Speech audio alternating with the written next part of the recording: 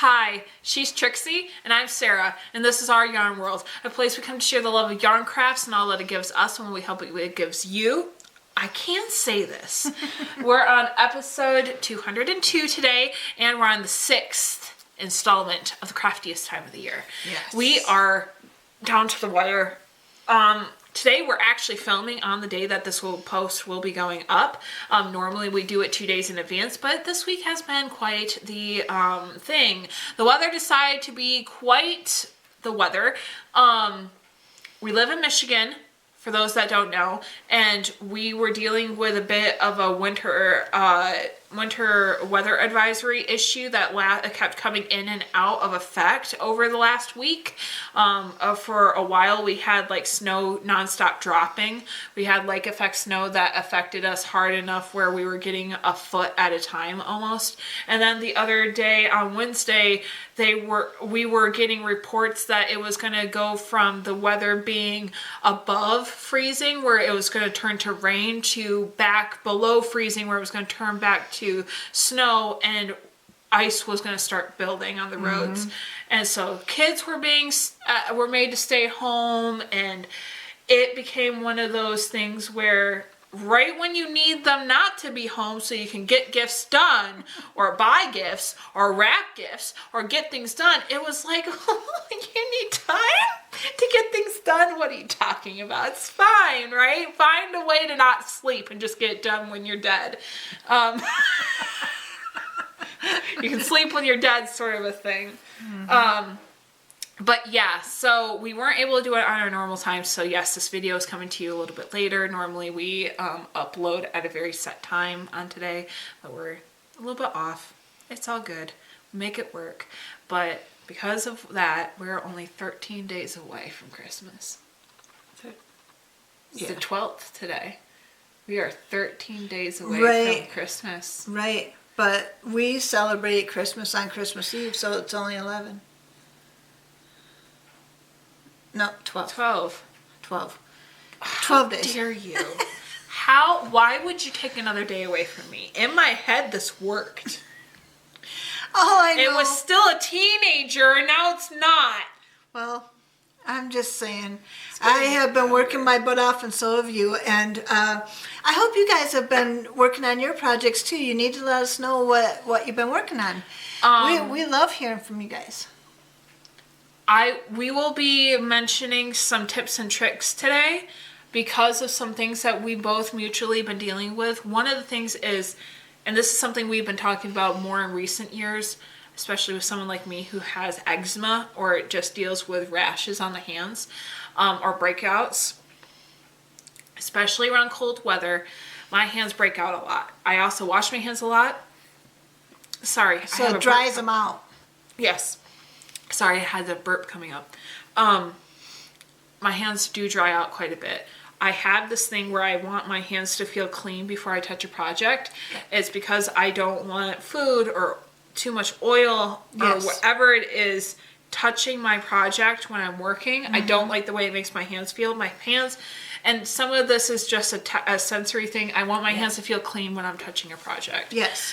I don't even like putting lotion on and waiting for it to dry. Even if it's dry, I still have to go wash my hands before I do it because the oil could be from the lotion. I'm really weird about it. But my hands are always dry. On top of the weather being dry and making the air dry and it being cold and the hot and just the constant change of the wind hitting your skin and just all the things. My hands have been really dry. I've been getting a lot of yarn burn on my fingers, a lot of tracking on my fingers. I've been getting cuts. I've been getting, it's been a lot. And my mom the other day was earlier today was telling me how working with the wire she's been working with, on top of her already regular activity with the yarn, which already kind of gets on your hands' nerves after a while too, her fingers were breaking open and stuff. And Obviously, please give your hands a rest. Have a time of day where you're not doing something. Make sure your hands are fine, well circulated. Make sure they're warm. Make sure that if they need a stretch, do so. Get a squishy ball, give them a break, massage them, whatever you have to do. Make sure you're protecting your hands. They are what we're using to be able to do these projects. Yeah. Respect them, take care of them. But one of the things I want to say is if you don't have gloves that feel like they will work to be able to operate with your projects as well, because sometimes getting like fingerless gloves work. Have had those in the past, trying to find, I probably should try to find mine. Also getting like a really good Band-Aid like that. It's almost like the fabric Band-Aids. Yeah. Especially ones that have a really good adhesive. Make sure that they're aimed the right way, otherwise the yarn will rip them off.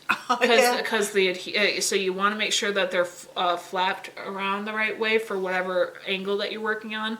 But if you don't have a thimble, sometimes even just grabbing a Band-Aid is the best thing you can do just to protect yourself from constant exposure to a needle, crochet hook, thread, or yarn, or wire, in my mom's case. There are ways to work around it. It's just something that my mom and I have been actively, constantly trying to figure out what to do this week, because we have been overextending ourselves quite a bit with crafts. Because I had finished 4 sun catchers, which I will show you only 3 of them today, because one of them's for her, and I don't want her to see it yet. And so the place on my finger that was most affected is right here, and where I'm looping the wire around the sun catcher, and I've all of a sudden noticed that there was a little cut there, and I realized that there's barbs on the wire, little teeny barbs that are probably eating into the flesh just a little bit, enough to make that little slice. And I'm just like, I was telling her today, I said, I wish I would have had one of those rubber finger protectors on my hand. I never even thought about it. And she said, well, just put a Band-Aid on. And it was like, duh. But I hadn't thought of that either. So I have one more to finish, and that Band-Aid is going to be on my finger before I do it. Well, and the only reason I say Band-Aid, it also comes from having such sensitive skin at this time of year. Being able to cook and stuff when your hands kind of want to crack open. You have Band-Aids, you have gloves on hand like I do. Or have in the past. You just get used to having that as a tool, but sometimes it doesn't even occur that can be almost like a adaptable thimble. If something of your craft is constantly going over a spot on your skin over and over again, and you don't have a callus there, you're likely gonna blister, break open something. If you put a cushion there to take the beating, it's just like a blister. It's just like preemptively making sure you have a sock that's thick enough to be able to handle breaking in a new shoe. The same as anything else. Gloves for a new job that you don't want to work with wood or whatever. There's so many different things, but a good Band-Aid will be like a thimble for any part of your hand. Well, and it doesn't just have to be the tip. The thimbles often fall off too, so the Band-Aid would stick to your finger, and you wouldn't have to worry about that when you're trying to work with the wire. Yeah. Or like I said, get gloves, get fingerless gloves. I know I have those. I just need to find them. So I normally only need them this time of year. To show you what I've been working on, I have 3 sun catchers and a blanket. So this one, they're all gifts, so I'll just say that right off the bat. These are gifts for others, and so I'm not going to say who they're for, but this one is very, very pretty. I love this combination. So pretty. It's teals and pinks and iridescence, and a I wanted to make sure that the prism kind of filled the interior of this one because it's going to someone special, and I just really want this one to reflect how I feel. Just filling in the whole thing, and I hope you can see that. It's just such pretty colors together. So I've got that one. And then, okay, these are going to be bigger. I found small lampshades.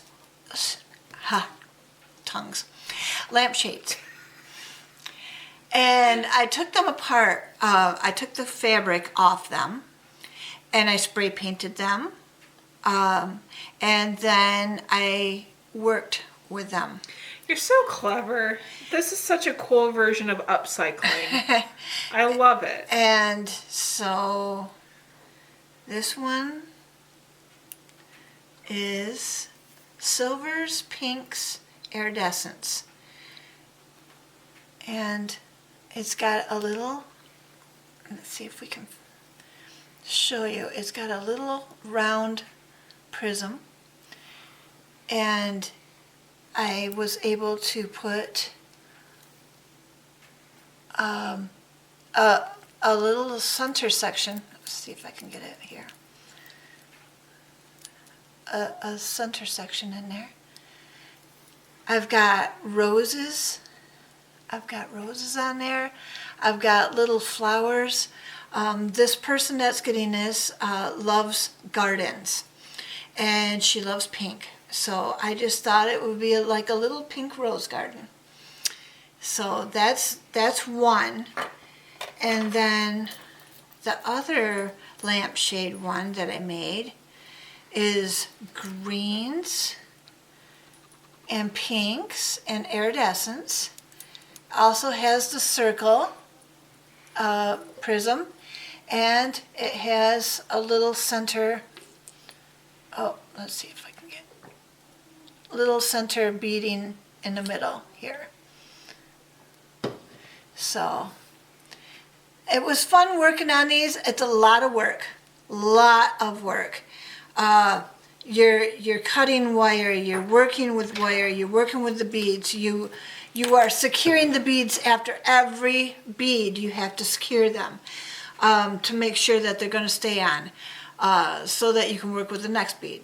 And you're securing everything as you do it. And then afterwards, you're hanging. You have to make sure it hangs in the right way. And we fixed this one right before we filmed because it wasn't hanging right. Mm-hmm. And then, like I said, I made Sarah a lampshade one too, but it will be shown not next week, but the following week, right before Christmas. Only because I don't want her to see it until right before Christmas. She and I understand that part of it. Now I did finish a blanket also. I did this one in pinks and grays. Ooh. And the gray, I only had so much of it. So when all was said and done, I chained 61, so there's only 60 across. It's basically a lap blanket.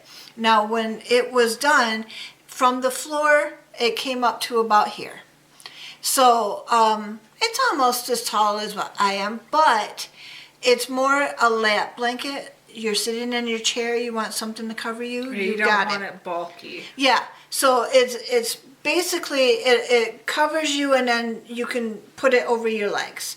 Mm-hmm. And that's good enough for sitting in a chair or whatever. Now, you probably wouldn't want this one to lay on a couch unless you were very, very tiny, a child or such.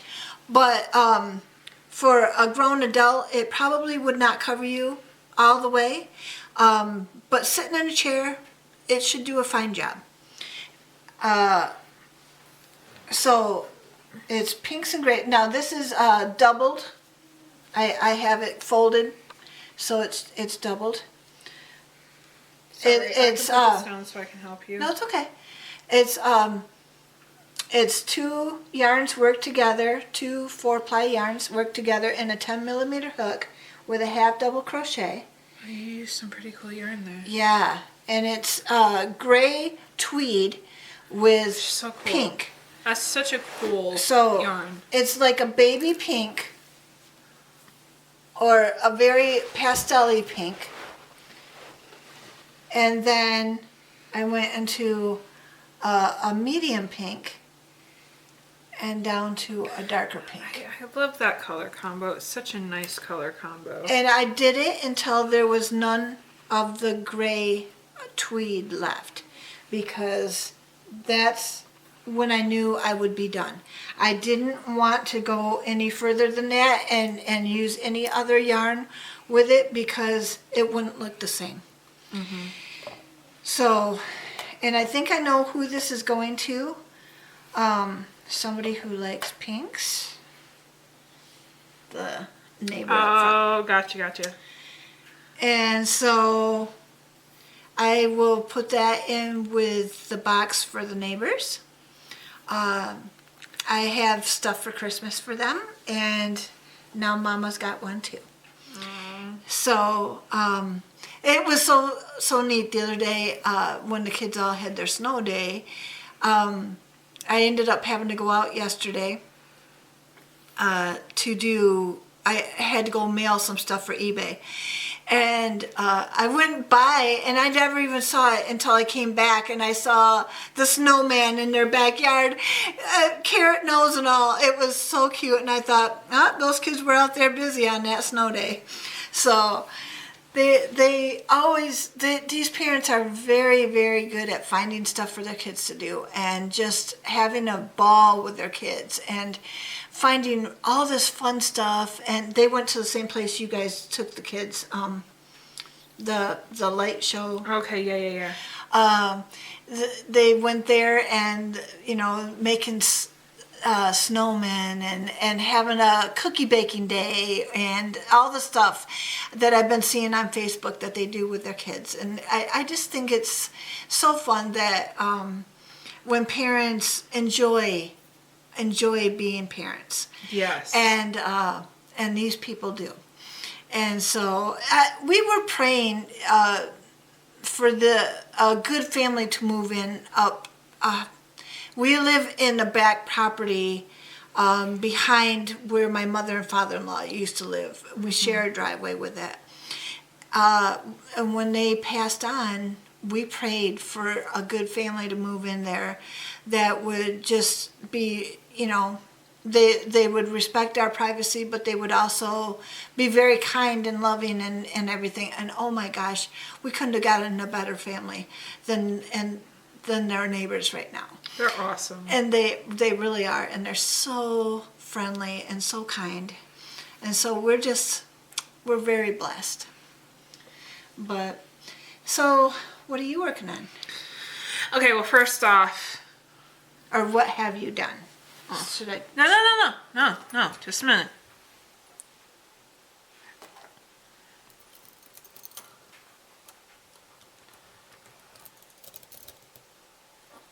This reminds me, I know you can't really see it very well, but it's a lot of pastel pinks with roses on it. This one reminds me of Barbie. Not that the person that it's going to is a Barbie fan, just its theme gives me Barbie vibes. This one with the green and the pastels, this reminds me of something like a Secret Garden. Yeah.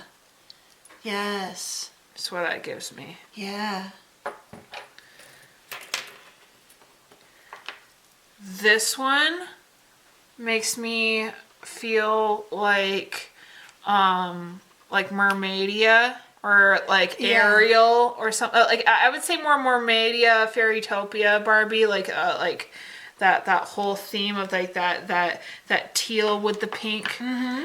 Now, don't get me wrong. Not saying that that's what this was going for or anything like that, but sometimes combinations of colors spark memories or just something looks a certain way and it makes you feel or remember something very specifically. Right. And I just, I thought I'd share that. I knew she would get it. But, all right. First things, business. I did finish the Koopa with the eyes. So now it has eyes. Isn't he cute? He's looking at you. So no, the Koopa is not stylish. It. I might have to Your son's gonna love it. I made him sitting down, and honestly, now it feels like he has to have a Mario Kart car so that he can be sitting in and vrooming around. Well, Oh man. but he can put him in a car that he already has and play with him. Just so you guys know, I did get the tops onto this project for my so now the pink Light bulbs. the pink light bulbs have their tops on, and I am working on it, getting to color purple. I was hoping to have that done already, but there's a lot going on. I didn't bring one project, and that was because it was very big, and I'm hoping to be able to bring it to you finished next week before I have to give it to somebody. We're doing kind of like a gift exchange for our kids, so she has a whole bunch of toys that her older son has grown out of that would be perfect for my son, and one of her other sons really likes a show with a very specific character in it that currently is so new on streaming platforms that it doesn't have a proper amount of merchandise, yeah. So we're making the stuffy. Okay. And so that's my contribution to her giving me like practically hundreds of dollars worth of gifts for free. Right. So there's that. It should be shown sometime next week in major progress, if not fully done. The torso right now is about this big, Wow. this wide, and it's stuffed. It's huge. I'm making this thing huge. And then I wanted to say an update for my cross stitch. Two things. Do you have scissors? This thing's driving me nuts.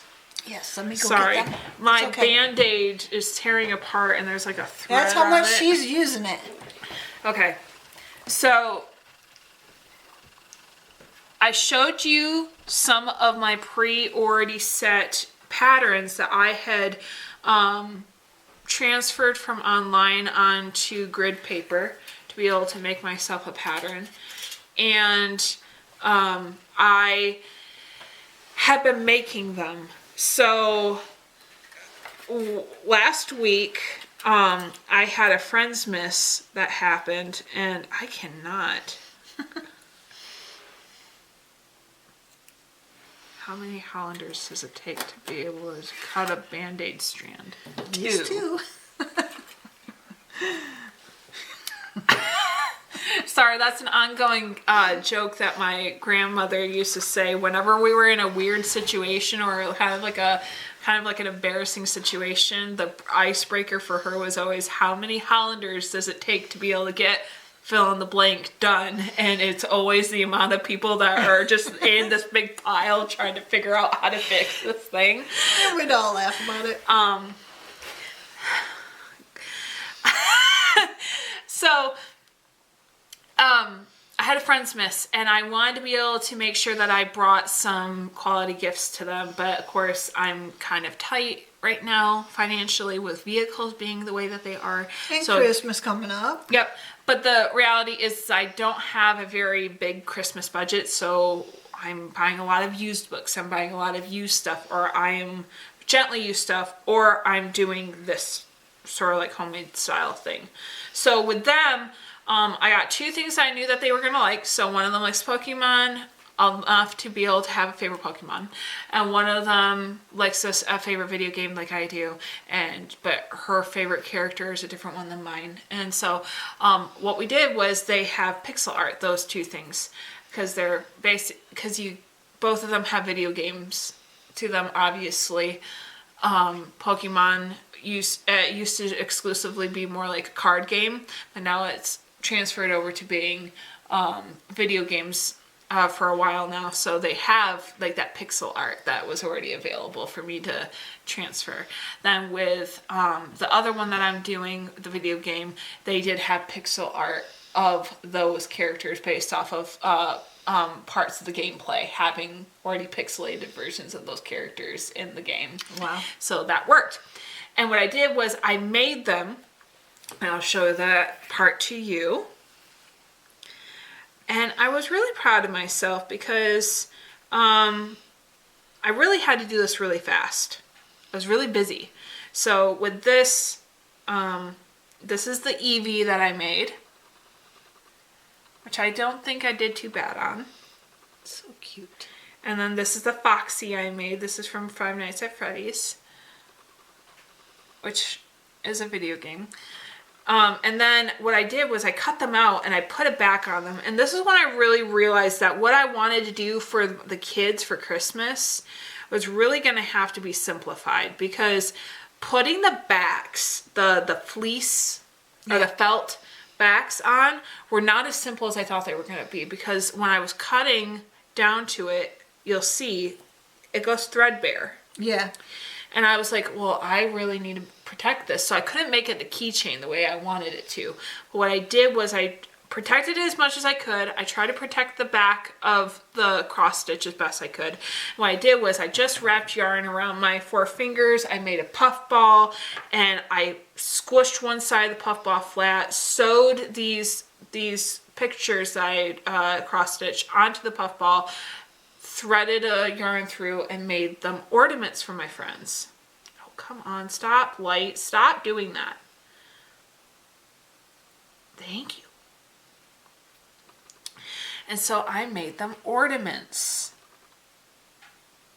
So they could be on the backdrop of the puff ball, but be an ornament, and they would be round still because the puff ball. Yeah. And they end up loving them. They really did. But it kind of gave me an opportunity to learn for what I wanted to do for my nieces and nephews. Because I'm making these crafts similar to my nieces and nephews, what I did with them, my friends. And realizing that the backs and the way that the material that I'm cross-stitching onto would fray after I started cutting it was really eye-opening, because it's quite stiff, because it's been like you can tell that it's been dried in something, like it's obviously woven material. Yeah, and it's dried in some sort of a starch or Mod Podge or something to make it stiffer, so that you're able to stitch it and it holds some sort of integrity and not just go instantly break apart. But it's one of those things where when you still cut it, the fibers are still loose and they're going to unravel.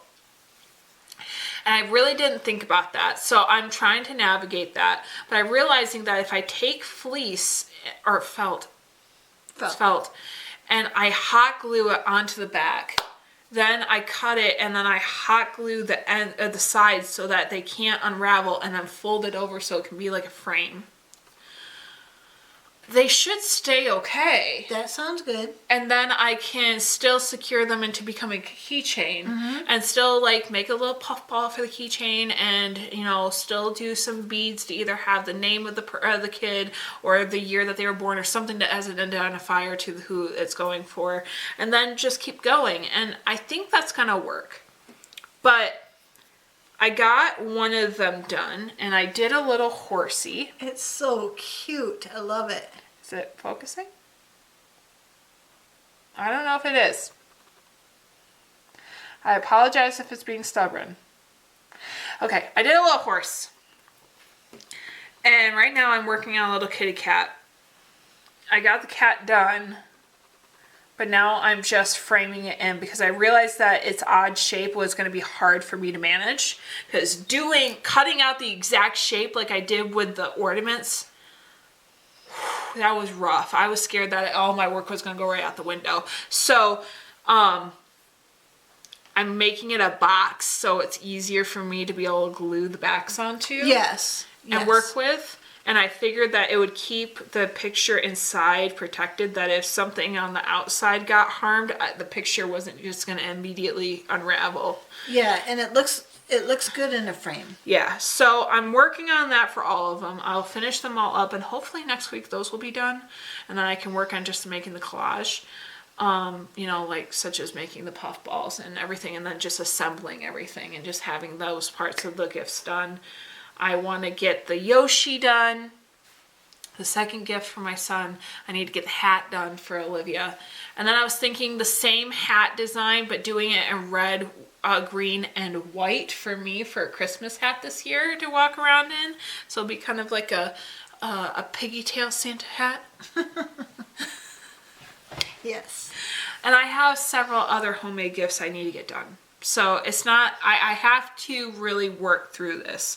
But I noticed that if I'm really pushing, I can either get one of these done in a full day or about a day and a quarter and then be ready for the next one. Mm-hmm.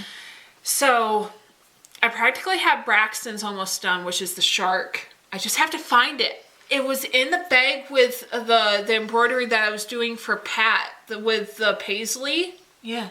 I can't find it. So I might have to redo the shark. Oh, no. I don't know if I'm doing the paisley for Pat now because I don't want to cut another section out because I really liked that spot that I had. Right. And I wanted to finish that up because I was going to get these done and then that be the only thing I was sewing on. Yeah. And I could just bust that out while I was watching a show. Yeah. Like that won't require as tedious amount of like, where's the little hole? Whereas with that, there's a level of like, I can just keep it at a proper distance and get it done. Yeah. I knew I could still get that done. I can't find it. It's driving me nuts. But we'll figure it out. So I'm hoping, but I'm making sure I have time. Again, less than 2 weeks, but we can do this. You know I can. I will stay up all night on Christmas Eve to Christmas Day if I have to. This ain't my first time. I've gone into Christmas with no sleep before to make sure something's done. Mm-hmm. It's gonna happen. We're gonna get it done. I'm hoping that I did do my due justice though, because I got this done in about a day and a half. So if I just do the Yoshi and that's about a day and a half, and most of these cross stitches are about a day and a quarter, if not just a day. Right. I still have plenty of time. I just have to sit down and do it. But next week is the last week of school that I have. Do you see the problem? It's either I am up all night or nothing. Mm-hmm.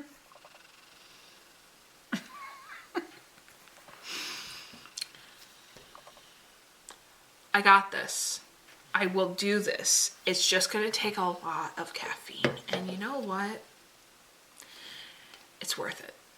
It's worth it. So, by the way, the eBay order that I was talking about a couple weeks ago, it finally came and they are in practically pristine condition. The first book for the video game that is the one that's been used the most, but is so gently used, very little wear, and I can tape the little cuts in it and it should do just fine. The other one's practically brand new, has barely been opened. Yay! I am so excited. He's gonna be so happy. Yes. You know when you know that you got it done right, you did it, and it's just hits that sweet spot. Yeah. Oh! I love when gifts are good. Well, we do have a quote today. Okay, let's make I'm sure really she hyper. swallows. Sorry, Okay. I'm really hyper. I just didn't want it coming up your nose. Yeah. Okay. The quote today is, "The love we give away is the only love we keep." And that was said by Elbert Hubbard. The love we give away is the only love we keep. And I think with us making all these gifts for our loved ones, we're giving them it away, right? We're giving the gifts away. We're giving the love away. And it's the only love that we keep. Because when they see what we've done for them, that we enjoyed making it, and we can express how much we enjoyed making stuff for them and thinking about them while we were doing it, that we're getting the love back. And I think it's really special to make stuff for other people at this time of year, or any time of the year, really, because people's birthdays are all different times of the year. I think there's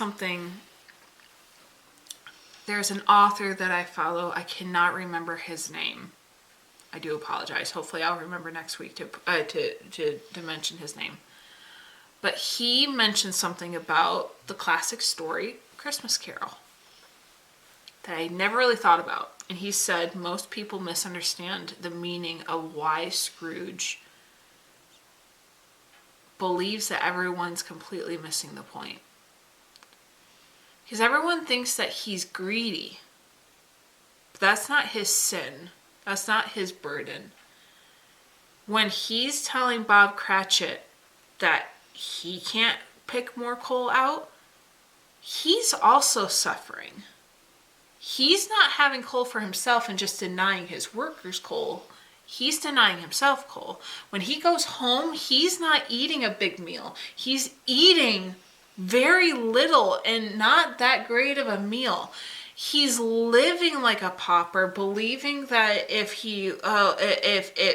this is the way he can live, then everyone else shouldn't complain either. Right. He has the opportunity to make his living arrangements better. He doesn't choose it, so he believes that when people are asking for more, they're greedy, because if he can live that way, then they can, and be rich, then they could just choose to live his way and get the wealth too. He thinks everyone is wasting their time on the wrong things, that if they're willing to make the same sacrifices as him, then they would be fine too. And he believes that everyone's missing the point. It's why he doesn't want his nephew to get married, because if they're spending more money on another person who then creates a family, then he's going to not have money, and he's going to, when he could just live his life like his uncle. Right. He could have money and choose to have that security if he just lived this way. But then he has all these poor people that come in begging him for money because he's a loan kind of a loan shark. You know, he offers loans, but then when people can't pay it back, he's like, why can't you make the same sacrifices when I'm modeling exactly what you have to do to survive? He's not wasting his money, but he's also not spending it. He's not giving it away to charity, because in his mind, anybody can do what he's doing. Wow. That's never crossed my mind before. That is really good. And the idea that he is just not willing to see that when you have a family and when people are sick and circumstances happen and things create complexities in life, not every life is linear in the same way that his was. He could have had a family. He chose not to have a family. He lost his favorite family member, his sister, to the birth of his nephew, which is part of the reason that he's so bitter with his nephew, because he became the caregiver to his nephew, who was the reason that he lost his sister. In the actual story, when he's at school, his sister's the one who gets him out of school for Christmas, but it's like she's only able to convince their father to do it 1 year. Christmas brings these memories of people trying to make it happy, but it comes at a cost, and so he stops asking people for help. So his sister gets him out of boarding school to be able to come home only 1 year, but it came at a cost, trying to get his father to care. With working at the place that he apprenticed, and then finding that love of his life at the Christmas party when he thought that they should not be wasting their money on the Christmas party. He found the love of his life, but then he never could feel secure enough to be able to be in a relationship where he felt like he was going to be ahead, so he gave up on that relationship. And one of the ghosts that he, if I remember right in the book, makes him look upon where she's at now, and she's married and has kids at her table and everything, but she still every year thinks about the man that she did plan to have the family with, and wondering if he ever got to have a table with family sitting around him, or if he's still stuck alone. Yeah. So there's these different perspectives, right, where his focus on the idea of what security was blinded him from the quality and the complexity of the world, and the ability to realize what was important. Yeah. And sometimes excuse me, with quotes like this, it really gets me, because once love enters his heart, once he realizes that life isn't about winning the rat race, isn't about breaking a code, isn't about figuring out how the money goes around, a world spins on money or whatever it is. Once he realizes that there's more, that life isn't linear, that just doing it his way will just save everybody, doesn't work. Bob Cratchit is living on the pay that he gives him, and his son dies because he doesn't have enough money to take care of him. Right. There's so many different things that he has to witness where he realizes his way of life don't work. It's not even working for him, but he's too stubborn to realize it. Yep. The love we give away is the only love we keep. When we realize that love requires practice to be able to have it, it's one of the only things that we can give away that multiplies for ourselves. If we're not willing to give it, then we're never going to be able to gain it. Not just because of anything that we're doing wrong, but because it requires practice. It requires that practice for it to multiply. Yes. Not only for other people, but for ourselves. If we don't love others, then how are we going to be able to love ourselves? If we don't know how to love what we have, then how are we going to be able to appreciate life? If we're not able to see what we have in front of us, then we're not going to be able to notice the small things that other people are able to do as small kindnesses. Because if everything's bad, then nothing is good. Right. That's the thing, right? If we're always looking at the negative, then we can never see the positive. It's called practicing gratitude. It's called practicing giving it forward. It's the practicing the smile, practicing being able to pass on a nice word, give a good thing, and just being able to check in on people. We have to treat others like how we would want to be treated. Yeah. And sometimes we don't realize that people that are hurting like Scrooge are doing that, believing that they are only worth the same amount of thing that they're willing to give to the world. They are treating themselves just as poorly because they believe that they have to survive. He had plenty of money to be able to live a greedy life. He didn't. He didn't think he was being greedy because he thought that everyone wasn't seeing what had to be done to survive. And he was trying to help people. That's why his focus was on money. It wasn't because of greed. It's because he thought that he could help people. And he couldn't understand why people couldn't see it the same way that he did. Yeah. I want to get that author's name. I'll link it next time. But, okay, I know we have to get done. Sometimes that perspective, realizing what a story is really about, like the Christmas story, changes the way you think about seasons like this. And when I watch it during this season, I will think of this now. That's going to be really good for me. So, as always, we're here for you. Hopefully you get down with all your Christmas stuff and goodies. We're working on it. You'll see us working on it till the final day. And if you like this video, give it a thumbs up and give us a comment. Tell us what you're working on. And subscribe and tell your friends. Make sure you take care of your hands. Make sure you take care of yourself. Do what you gotta do. Get those gloves. Get those Band-Aids. Whatever you have to do. But until next time, we hope that you enjoyed today and that you stitch your way to mental health.